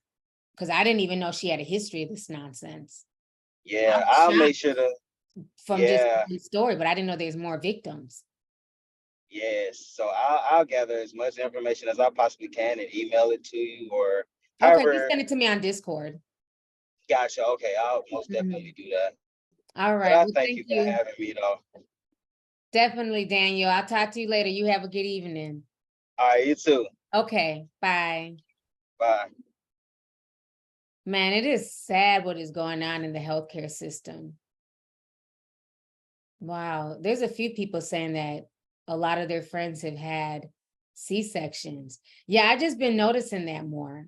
It's like most of the people I know who've had kids, you know, in this day and age, it's like they're ending in C-sections. Whereas like when, you know, we were getting pregnant back, you know, back in the day, wasn't that long ago. Most people just had vaginal births. So, but then people are saying that they make more money from C-sections too, which is sad. Wow. All right, let me go ahead. We're going to go until about 9:30-ish, 9:45-ish, because I know it's getting late. Let me go ahead and bring on that girl. Go ahead and unmute your microphone. Hey, T. Hi. Can you hear me? A little bit. It sounds kind of robotic. Okay, hold on. Can you hear me now a little better? This is my voice, better. But I am at the mic. Okay, I think it was muffled a bit. So for one, I do want to say I've been a fan of you since I was like a sophomore in high school. I've graduated college now, and you've just taught me so much. Being grounded, just this generation. We're just different, I guess. But I do just want to thank you. Start off with that.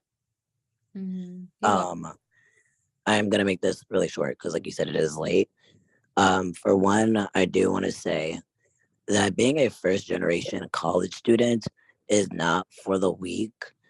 It feels like every little thing. If your parents don't see the result right then and there, they just don't think that. How to explain? They're gonna keep putting that pressure on you and not believe in you until they see the result. And it just gets so frustrating because it's like I'm trying my best, or other people that feel this way are trying their best, and they just don't want to give you that encouragement until they see the result. And it's just like, what is my point of doing this? Like, what is my purpose in life? And it can just get really challenging. You have these advisors that don't know what they're doing and they want to scam you and just point you the wrong way. And then when you don't want to use the advisors because, again, they want to point you the wrong way, you try to do it yourself, and you yourself, you don't know what you're doing. So it's like a double-edged sword. And eventually, when you do figure it out and you do graduate, it's hard to get a job out here. And then you have your parents asking, where's the job? And it's like, well, I've been applying. People just don't want to hire. Or if they do want to hire, you have all these qualifications, you have this degree, you have all this experience, and they want to give you shit pay. Because why are you paying me minimum wage when I have a bachelor's degree? That makes no sense. And then just in this economy, where can you live at this point? I live in Florida right now, and it's just horrible. I can only imagine people living in California. And I'm praying for us, I guess. Anyways, that was my little rant that I just wanted to say. It's my first time. Well, what I speaking want on to tell you is that at the end of the day, you're doing this for yourself. So you got to look at it like that. While it's wonderful to have your parents' support and validation, parents can lack that, unfortunately. So you got to look at it like at the end of the day, don't nobody support me. If nobody's there to pat me on the back, I'm doing this for myself. I'm doing this to better myself. I'm doing this to make a path for my life. And don't forget to also give yourself kudos. It's not easy to go to school and, spend hours studying and taking tests and, eventually graduating, so you got to give yourself, grace too, that, what, I've done a damn good job. Maybe I don't have a job yet in my field, but that will come eventually. So I think sometimes we don't stop, to give ourselves credit for where we've come from. It's unfortunate your parents are not giving you that, but that's okay. Sometimes you have to give yourself your own credit, so that way you can just keep moving forward and keep pushing through. Yeah, that is true. Thank you, Tina. Thank you, everybody in the comments. I'm going to scroll up in the chat, but that was all I wanted to say. And just keep doing what you're doing.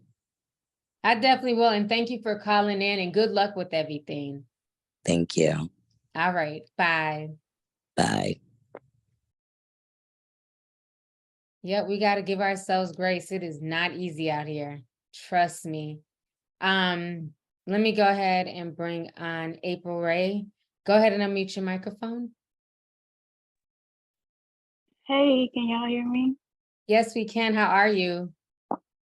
I'm good. I'm kind of nervous. It's my first time speaking, but I did have something I wanted to get off my chest. But first, the little 17-year-old kid that passed away, my nephew plays on 2 AAU teams, and that kid played on one of the teams that my nephew plays on. So I'm gonna be writing that in the Discord.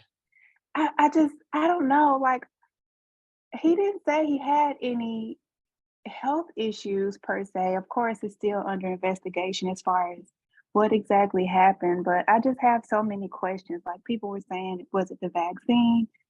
And my nephew has gotten it, but it's something about, I don't know if it's the boosters or what, but I have a few family members that after they got the second booster is when they started to have heart problems. Like, my stepdad has to see a cardiologist now.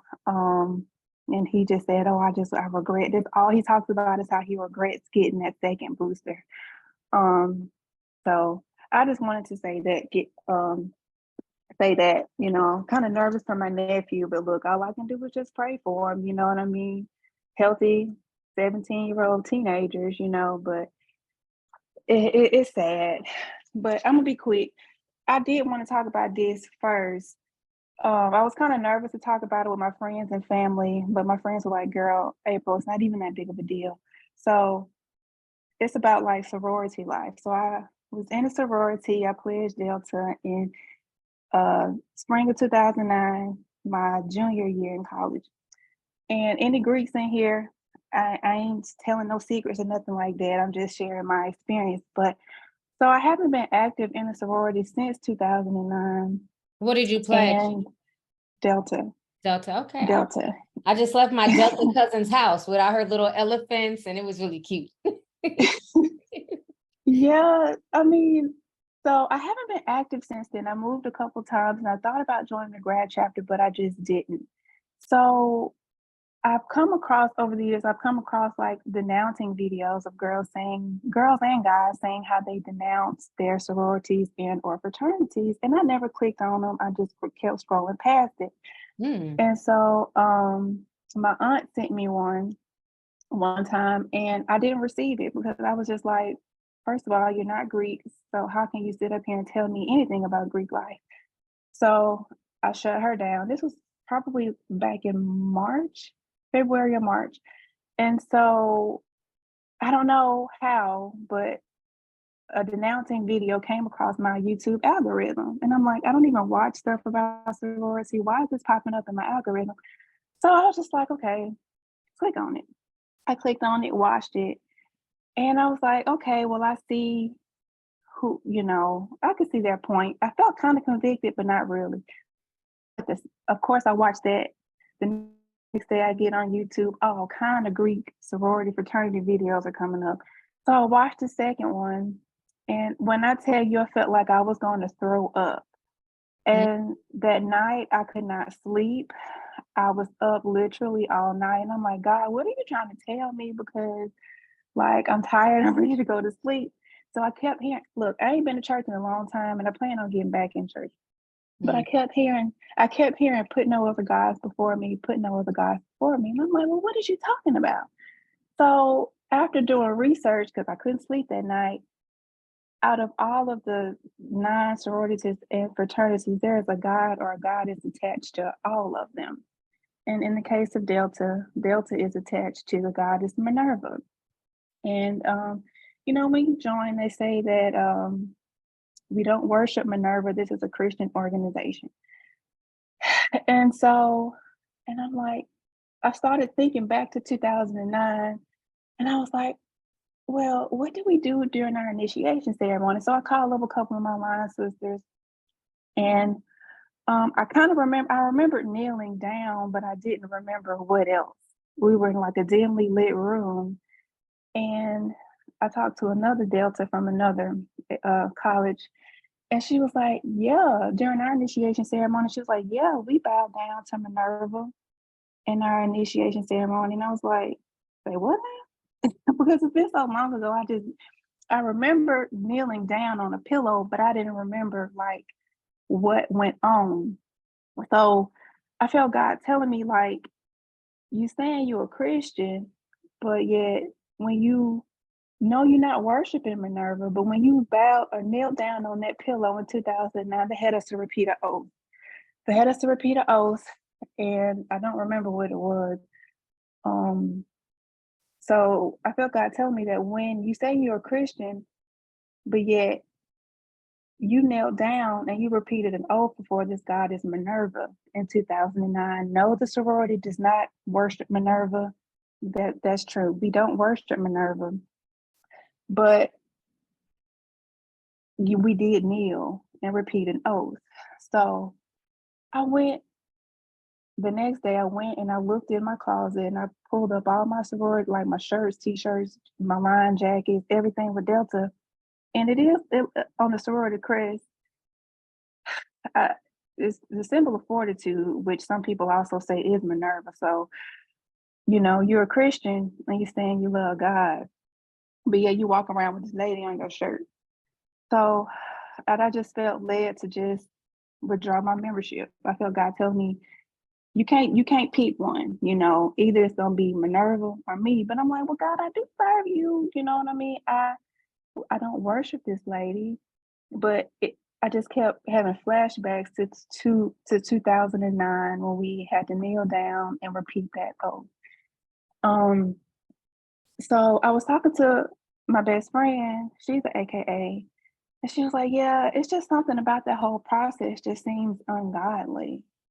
But I think she's still in it. And my other closest friend, she's an AKA too. So, I mean, my closest friends are still AKAs. So I just felt led to just get out. That was the only way that I could just kind of like break the oath, back in 2009 when we knelt down on that pillow. And so I was just like, I mean, withdrawing my membership was probably the hardest thing I've ever had to do because I don't recall having any bad experiences that I can remember. Like 2009, it just seemed so long ago.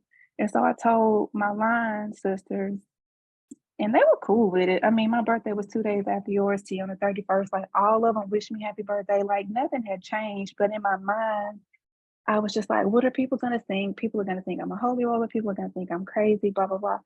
But I had to do what I felt like God was telling me to do. You know what I'm saying? Because you can't serve two masters. You when you knelt down during that initiation ceremony, you repeated the oath that they told you to repeat. So a couple of days later, I went and got the ritual book because like every chapter meeting, there's like a ritual book that you have to read and go by for the ceremonies and stuff. And I looked at the ritual book and I was like, oh my gosh, because I hadn't looked at that stuff since 2009. It still had dust on it. So I was like, my line sister was like, April, at the end of the day, obedience is better than sacrifice. If God tells you to get out, you need to get out. So I wrote a letter, got it notarized, sent it to their headquarters, and they sent me a letter back and they said effective July 11th, I was no longer a member. And then they honored my request to get out. And I felt like God telling me that's the only way that I could break that oath. You know what I mean? So I went in my closet and I was like, oh my goodness, like you got all this paraphernalia with Minerva on it. You know what I'm saying? And so what really shook me was your yoga deep dive. I think it was like in the hour and 3 minute mark. The guy was talking about mudras. It was like a panel of people. I don't know if he was like a former martial artist or a former yoga teacher. He talked about mudras. It was so good, T. I had to run it back again and watch the deep dive again. I took notes. So if you think about it, all sororities and fraternities, they have some type of hand symbol that they do. Like we hold up the pyramid, you know, the AKAs hold up their pinky, the Q dogs throw the hooks, the alphas do the little thing with their pinky and their thumb. Kind of like the yoga. I never thought about that. Yeah, my cousin is the SG role. They do little things with their pinky and they thumb and whatever. But either way, all of them has a symbol. I wrote this down, T. The second time I watched the deep dive, mudras are a symbol used with the hands. And when you form that symbol, it is a sign to the spirit world that you are invoking the presence and power of a deity or some pagan god. And when I listened to that, and I was like, okay, well, the god or the goddess attached to Delta is Minerva. And so he specifically, like when he said, like, there was a clip to where he like showed, like even Spider-Man, like the hand symbol that Spider-Man does, and then they showed Jay-Z with the triangle. And when they started talking about Jay-Z holding up the triangle, that's when I was just like about to fall on the floor because that's the same hand symbol that us Deltas use, is the pyramid or the triangle. He said it's called the sun symbol or the sun seal in martial arts. And the meaning, when it's held up above the head, it aligns with the third eye and it's telling you that you're invoking this spiritual entity to empower me supernaturally. And I was just like, okay, well, how many times have I held up the pyramid above my head? You know what I'm saying? I don't know if I was just getting too deep into it or not, but somebody also in the Discord posted something about hand symbols. And I watched the video and I was just like, that's really what we do. Every organization or sorority and fraternity has a hand symbol that they put up. So that's all I wanted to say was I just had to get that off my chest that and at first, like I said, I was nervous what were people going to think about me, but at this time, I just got to do what I feel like God telling me to do.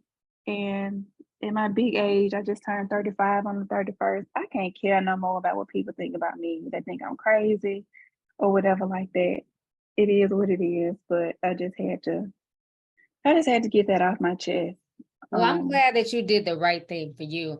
I never knew that there was a segment of people denouncing fraternities and sororities. Man, it's everywhere. Yeah, I didn't It's know that. everywhere. That's really weird because I remember when all that drama happened, Wendy Williams a few years ago, when they came for her, the sponsorships, and they tried to do the VH1 sorority life and they got that show shut down. And then at that point, I kind of felt like it was very cultish. K Michelle was out blasting them and everything else. I don't know. I've just never been into the whole sorority thing, even though, I have cousins and family members who are. It just never was for me. I always felt like spiritual stuff aside, to me, especially with the males, it came off like a gang. It came off like educated gang members. Y'all are jumping each other, putting hands on each other, branding each other with symbols. Like, that's what gang members do. It's just like educated gang members. That's how I looked at it. Because I've heard some stories from a few dudes who crossed. I mean, they got their asses whooped. I'm like, how's that different from getting jumped into a gang? You get what I'm saying? I know the females, they don't get beat like that, but like some of the guys Yes, they got do. beat. Some of them do. Oh, do they? I Like, thought it was just the guys. the one in my friend that I talked to, she pledged at HBCU, and them is the worst she one was like, for the abuse. yes. And she was like, girl, she's a Delta still. She was like, girl, they whooped my ass. And I'm like, Did not they? just like hit a couple of times with a paddle, but you got beat, like beat. And she was like, girl, yeah. And I'm just like, Some Mm. people saying they had to eat dog. Some girls saying they had to eat dog food and eat Oh, raw man. eggs and were locked in the dorm room. I mean, my mama didn't even beat me when I was growing up. So I'm not gonna let somebody that I just met. And they always tell you to do your research. But I mean, at the time, we're like in our early 20s, you know what I'm Yeah, saying? and people just want to fit in, yeah, and maybe you your just want to mom fit didn't in. beat you, so you knew like, oh, I'm not gonna let anybody else.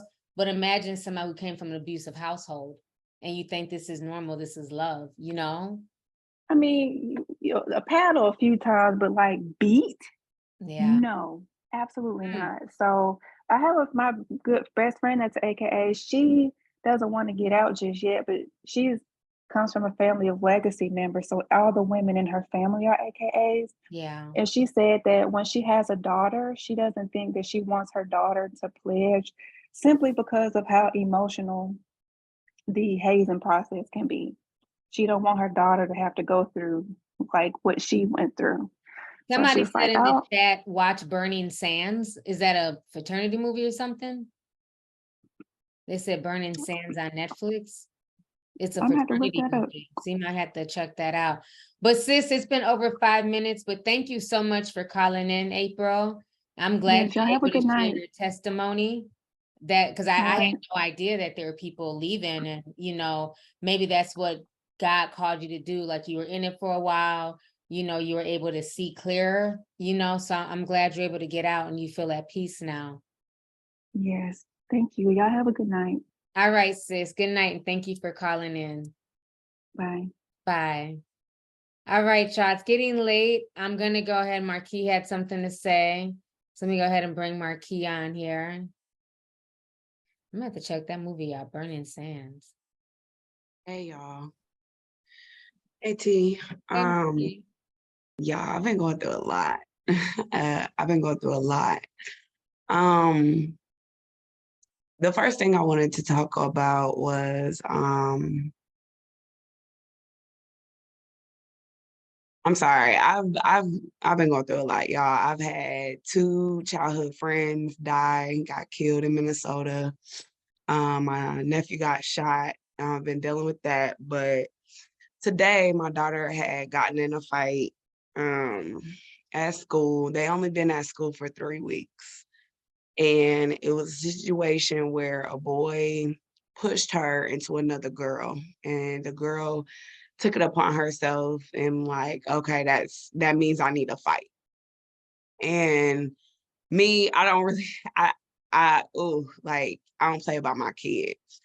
And it's just to the point, like, I have no faith in the district. Like, this is a brand new school. She's never been to this school before. And couple of like the first week, I feel like some girl was starting with her and my daughter had to put her in her place. They got called to the office, come to find out the girl really just don't know how to make friends. So she was, you know, talking about my daughter's pants or something crazy. And when they ended up going into the office to talk, I guess the little girl was trying to be cool with my daughter. And my daughter was like, basically like, okay, yeah, we good, but don't you ever do nothing like that again. Like, period. You know, my daughter didn't get suspended today because everybody in class saw that she wasn't the one that initiated the fight. So that's good. It makes me think, because I've been seeing a lot on social media, mind your business about your kids. And you know, that's what a lot of people say when you post something on social media, right? So my take on it is, no, I'm gonna mind your business, because clearly something ain't working in your household, and your child is coming out into the community, and it's affecting my children now. So clearly something in your household needs to be addressed. So I'm gonna mind your business. How about that? And I'm to the point that if parents, I'm like getting ready to be on the PTO meeting. If parents are not showing up mandatory for their kids to come figure out what is going on as far as is with them, CPS about to be called on y'all, because y'all neglecting to come to a school, just to come to the school to see what is going on. They don't come to the school at all. I had a parent lie and say that she spoke to me, and I don't even know what the parent looked like. I've never talked to this lady ever, but you told the principal from my daughter's other school that we settled differences. No, I settled differences by calling the police on your son and pressing charges. That's how I settle difference, because I'm tired. I am tired. I am so tired. I'm also tired of me getting further in trying to make steps and continue to, you know, I get knocked back down and then I get back up. I didn't have to start over. Some of y'all know that I've been hit by a commercial sized vehicle last year in November. I broke my wrist. Before then, I had just gotten me a shop downtown. I lost that shop, so I have to start over with a new location. I have to start over with new clientele.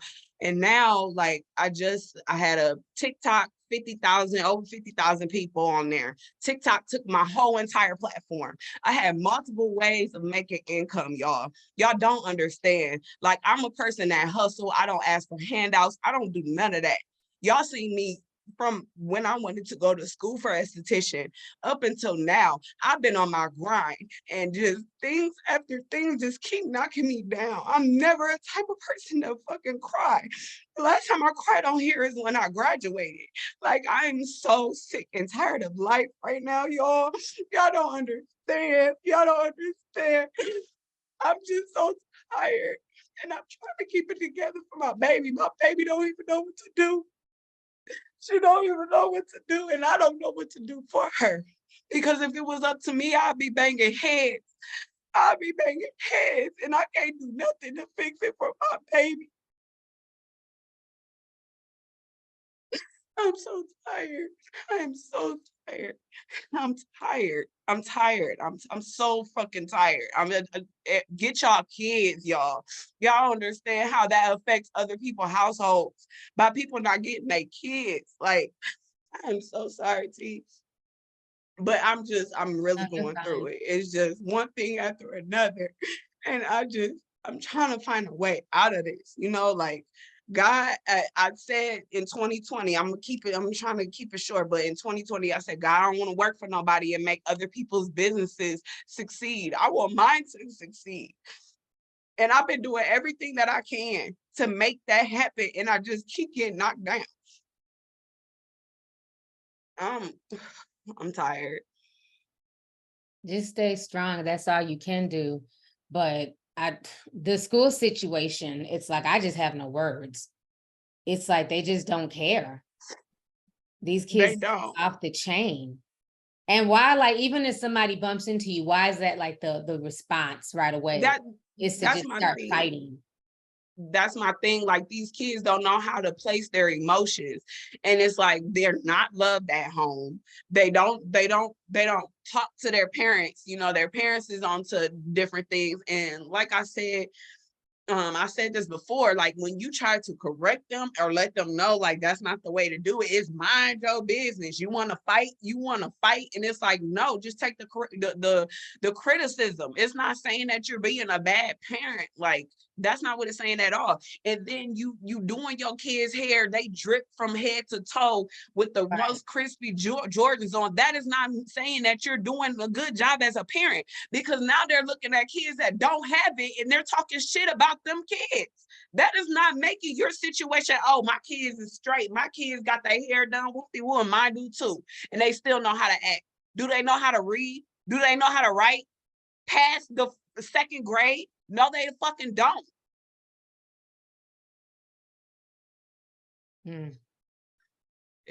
I have no faith in any schooling.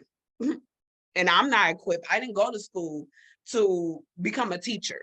So I ain't been in school, in elementary school, in over 20 years. So what the hell am I supposed to teach?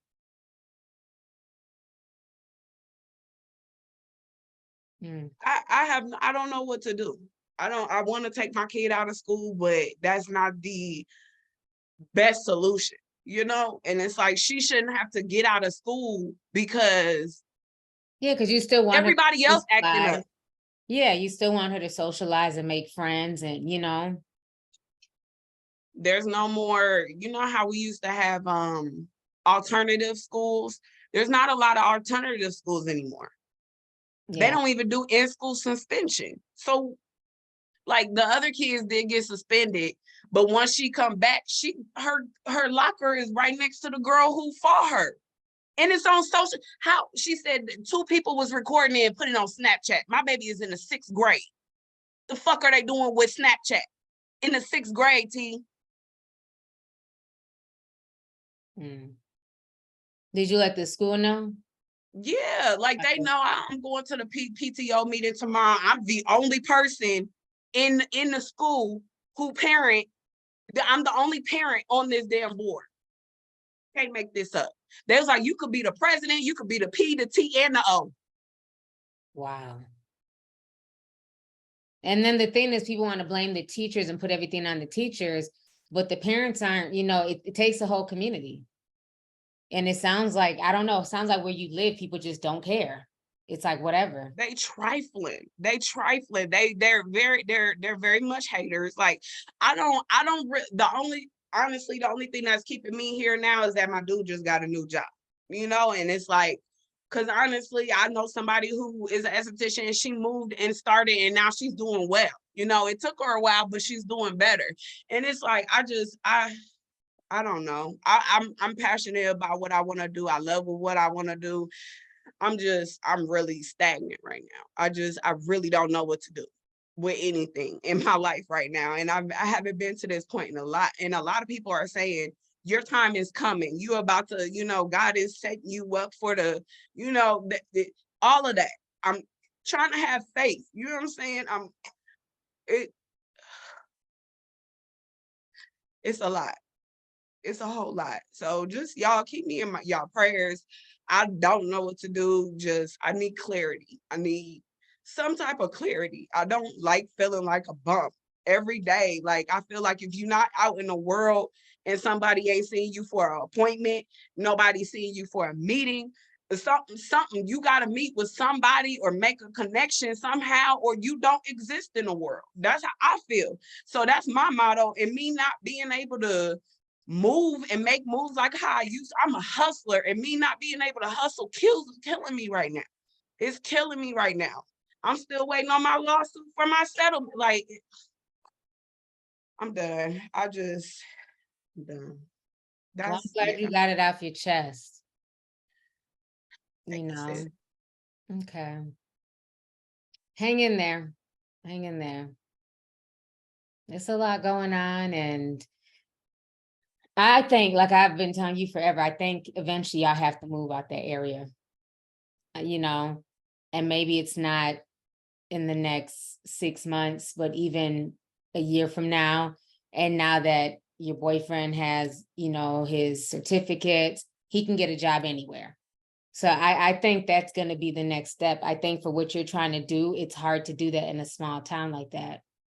And especially like, you know, not having the support of the community. It just sounds like everybody's just on some ratchet, low vibrational mess, the adults.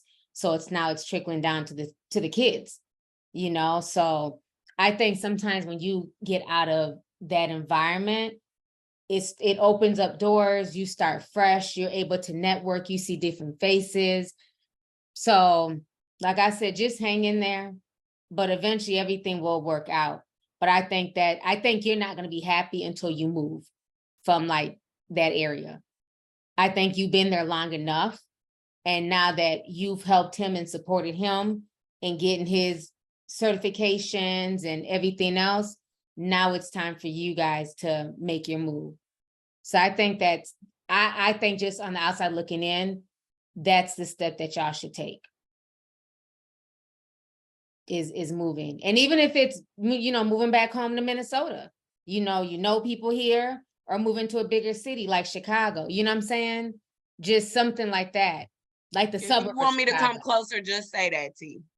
I mean, Milwaukee, you know, just somewhere like a bigger city. I just think Peoria is just very, very small. You know, it's not I'm not saying there's not people there who are cosmetologists, but it's not a metropolitan where people really care about certain things, right? Whereas when you move to a major city, you have women who do spa days once a week, who do facials, you know what I mean? That's their regular routine. So you have to be in a community like that, even places in Texas, Houston, you know what I'm saying? Where that's like the mentality, you know, pampered, you know, getting pampered and getting treatments. If everybody's on some rough, you know, all I do is fight, you're not thinking about skincare. You're not thinking about getting your hair done if all you go to is kitchen beauticians, you know what I'm saying? So sometimes like for what you do and what you're passionate about, you have to move. You have to find a city where those people are just as passionate about self-care, pampering, because those are the services that you give.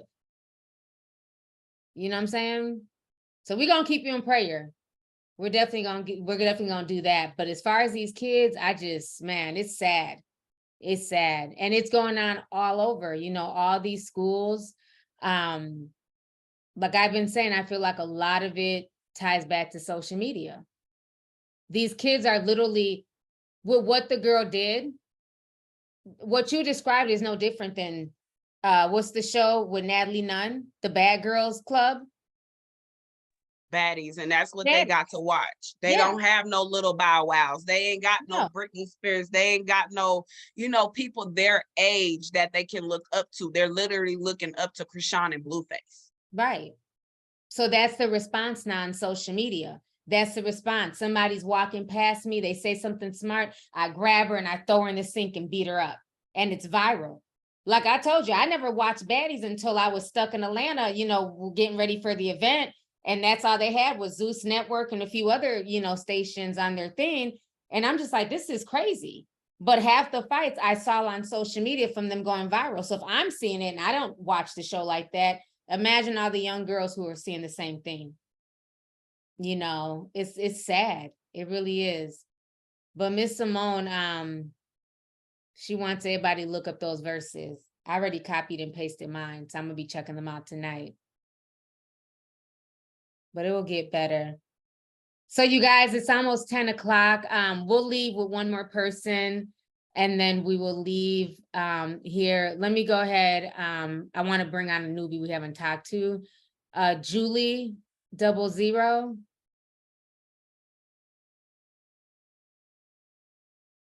Julie, are you there? Okay, she's not ready. Jacelyn. Okay, they're not ready. Brown skin girl. Can you hear me? Yes. Okay. Is this Jacelyn? Yes. Oh my Okay. God. How are you? I'm good. I'm actually watching you on YouTube right now as we talking. What you watching? Like which video? One of your old lives. Oh, okay. Oh wow, thank you for picking me. Okay, so Definitely. Really quick, I just wanted to talk about the job market right now because I work in a staffing agency. So every day I'm dealing with people who are looking for work, people who claim they want to work, but you put them on a job and then they don't show up. And it's just very frustrating because you have people come to you and they complain and cry about how they're about to get kicked out of their house or they're about to live in their car and they have this sad story and that sad story. But you give somebody a chance and then they have every excuse in the world to not show up to work.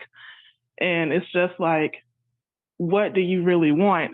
Because I'm sticking my neck out on the line and it's like, you're making me look bad because you're not showing up, or you're making me look bad because you said you could work 8 to 5, but now all of a sudden you got to leave at 1 o'clock. What And line of it's work do you do? Like, what work are you getting people? So with my job, we staff for like industrial, office services, and professional. Oh, so you're But like most a temp industrial. agency, and then you send Yeah, people out to the. Okay. yeah. So I'm a recruiting specialist, so I do like all the job postings. Mm-hmm. I handle bringing people in, but we're not getting qualified people. Like the people that come to us are just like someone who claim they want to work right now, and you offer them a job and they're just like, oh, I can't go, or my baby mama took my car, or everything else. And it's like, it's just frustrating. But the thing is like people who go to school and have all these degrees, they come to my job and I can't help them because we don't have positions available for that. All of the positions we have are certifications. So HVAC, maintenance technician, diesel technician, things of that nature. And that's why I try to push my brother to do those type of jobs, because that's where you're going to find the most work. You can go to school and get a degree, but that doesn't guarantee you a job. Facts. And it's just like, what do you do? I think what you're dealing with is the mentality that's going on all around this country. I don't know if you're aware of this, but this is the lowest for the military recruitment. Nobody wants to join the military anymore. And it's getting to the point where they're even throwing around bringing back the draft. It's that bad. Oh. Yeah, it's very bad. I think we're living in a day and age where, again, I know I sound like a broken record. I can't keep blaming social media, but I just think social media just worked a lot of people's minds. They want the money, right? Yeah. But we have made it seem like these jobs are demeaning. Blue collar work is bad. Everybody wants to, want to walk around in a 3-piece double-breasted suit, standing in front of a Ferrari, hustling crypto. That looks glamorous. And in reality, that's not where it's at. It's not. In It's reality, not even real. you need All you those a crypto good. kings, they're looking at Fed charges, And the sad part is that was fed to so many young men. And so they think that's the way to go about it to get quick money.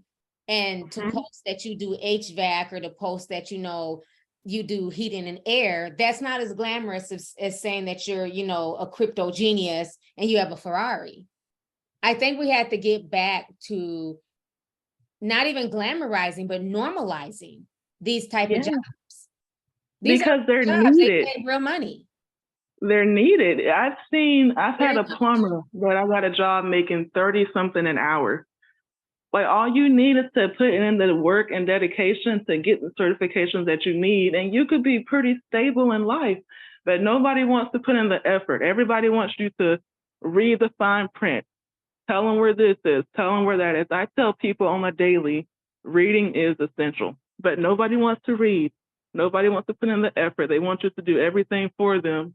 I had a guy walk out today because I told him he had to take a drug test. Like, you can't be out here doing drugs if you want to work. No, most people especially are if you're like testing. climbing roofs and then you fall off and you want to sue the company because you're gonna buy out your mind. We were recently dealing with workers' comp claims. People getting bit by dogs, people claiming they hurt their back when they recently just got in a wreck that they didn't tell us about, and they still go on a job lifting 50 pounds or more. So it's just like, I'm sorry, I'm getting nervous. It's just stuff we deal with on a daily, and people just don't want to work. They don't want to work. They want to argue with you. They want to make you the bad guy. And it's frustrating. It's very frustrating. Yeah, I can imagine. I just think it's going to be very interesting. I was listening to this podcast over the weekend, and they were talking about, young men, right, in general, and like the work environment, stuff like that. And they were saying that back in the 50s, we could build like tanks, bullets, we could make military machinery within 2 days. And so he was having a conversation with someone, and they were saying, well, if we get attacked, it doesn't matter because, we have a lot of young men out here and they can fight and we can build stuff. And he said, do you realize there's no steel mills? Where do you plan on building all this? We sent everything out of the country. And so he was saying that when he was in school 50 years ago, you had like auto mechanic shop, wood shop, you had all of these trades. And they took all of that not only out of the school, they also shipped all of those type of work, all that type of work out of the country. So it's almost like, where are we going to be in 20 years when all of the people who did go to school for trade, all of those guys are getting older. They're getting sicker, their knees are going out, their backs are getting bad, but there's no young people to replace them. Yeah, the young people, they don't want to work. And I know a lot of people are saying like the jobs that pay, and the economy is hard. I work there and I'm living paycheck to paycheck. So I know it's hard, but like some people, they can make decent money. They just have to put in the effort, I would say. And some jobs that are willing to pay, but then you have jobs that are willing to pay. You got people with nasty attitudes who go on the job, they cuss out the boss, and then they expect to return the next day. Like I live in Tallahassee, which is in Florida, and when everything happened and the government I can't remember what it was, but a lot of the immigrants who were working and it stopped them, everything was kind of put to a halt because everyone here didn't want to work as hard as those people. Like, no disrespect, they didn't want to work. They didn't have it in them. They didn't want to be outside. And now people are seeing the consequences of it. Everybody has gotten so comfortable being home, getting checked, just not putting in any effort. So that's just what I wanted to speak about is the job market right now. And I want to look for a job. I don't want to be where I'm at forever because I want to be in the healthcare field. That's where my heart is. But it's like, I know I can't leave my job right now because of the fact that I know it's hard to find a job. So let me just stay where I'm at now because I'm stable. But you have a degree in healthcare? No, my goal is to become a radiologist coming up. But right now I have a 9-month-old and I'm currently 6 months pregnant. So I feel like I'm going to be out of commission for a while. So I feel like I should just kind of stay where I am because I'm in here. And how old are you? I'm 24. I'll be 25 the end of next month. Oh, you still got time. Girl, I thought you was in your 40s. Sounding all stressed. No, you still had time. You had the little babies. So yeah, definitely you're out of commission for a while. You're pregnant, you got a 9-month-old. But what I would say is, start working on that goal. If that's what you want to do is to be a radiologist, give yourself 2 years, deal with the babies, have a healthy pregnancy, get that young baby that you're pregnant with now to about the age of 2. And then, do that, take those classes part-time, Yeah. even certifications too, that you can get. So go get into the hospital field with certain certifications and then have them pay for you to go and get your degree. Yeah, I have to get back into it. Student loans and all that stuff too. Yeah, I have to get back into it. I was doing home health for a while, but I wanted the office side of things. And the office, I'd rather be in the field. Yeah. So Well, yeah, you can do it. You still have plenty of time. Thank you, T. I can't believe I'm talking to you right now. I wish my baby was up. He smiles every time I turn you on. But that's all I wanted to talk about. Okay. Well, thank you for calling in, sis. It was good talking to you. Yes, ma'am. You have a good night. All right, you too, and good luck with everything. Thank you. Okay, bye. Bye-bye. All right, y'all. So it's 10:01. We've been on here for over 2 hours. I'm so glad that everybody got a chance. Sorry I didn't get a chance to get to everybody, but we got a lot of really good calls tonight. I just pray that everybody, just gets back on whatever path that they're trying to get back on and things start working out. But I'm glad that everyone was able to just call in and get things off their chest. So thank you guys so much for coming through tonight. And I will see you guys later on this week. I'll be doing a live probably tomorrow or probably Thursday, most likely.